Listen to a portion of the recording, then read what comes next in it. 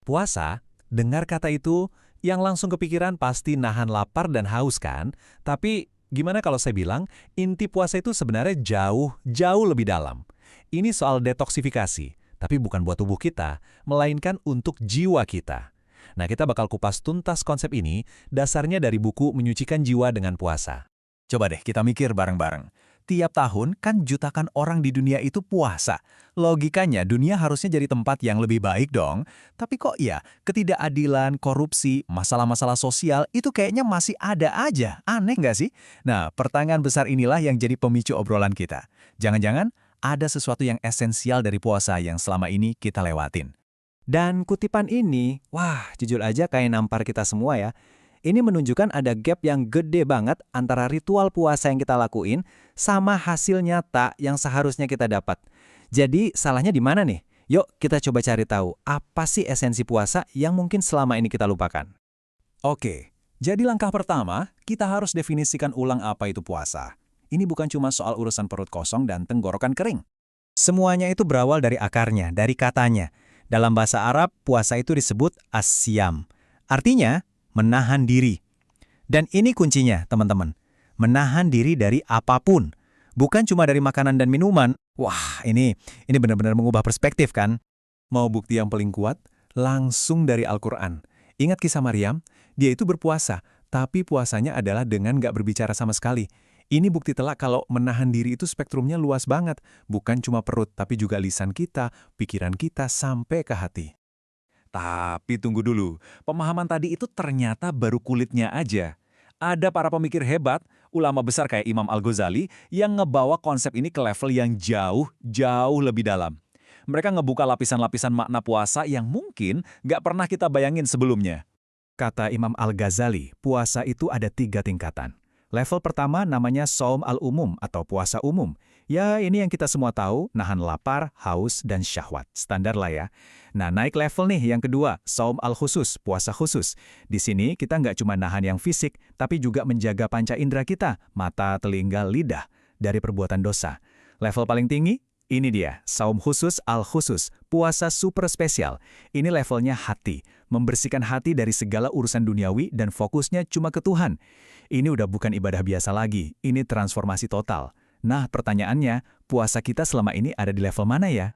Nah, semua transformasi total tadi itu muaranya cuma satu. Tazkiyatun nafs. Apa itu? Sederhananya, penyucian jiwa. Coba deh bayangin jiwa kita itu kayak kebun. Nah, tazkiyatun nafs itu proses kita jadi tukang kebunnya. Kita cabutin semua rumput liar, penyakit hati kayak sombong, iri, dengki. Terus kita tanam bibit-bibit bunga yang indah kayak sabar, ikhlas, syukur.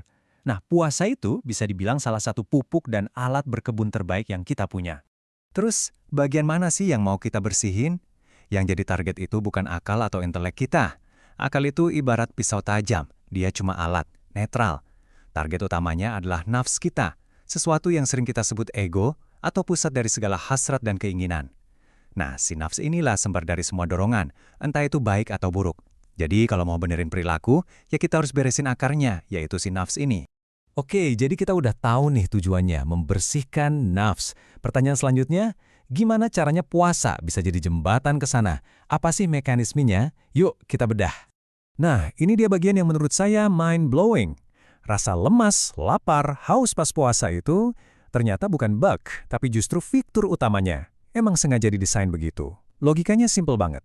Pas kekuatan fisik kita sengaja dilemahkan, kekuatan jiwa kita justru dapat panggung. Dia jadi bisa bangkit dan ngambil alih kendali. Keren kan? Imam Al-Ghazali bilang, puasa itu kayak perisai. Tapi perisai ini unik. Dia nggak cuma nangkis serangan dari luar, tapi yang lebih penting, dia menumpulkan senjata yang ada di dalam diri kita sendiri, yaitu hawa nafsu.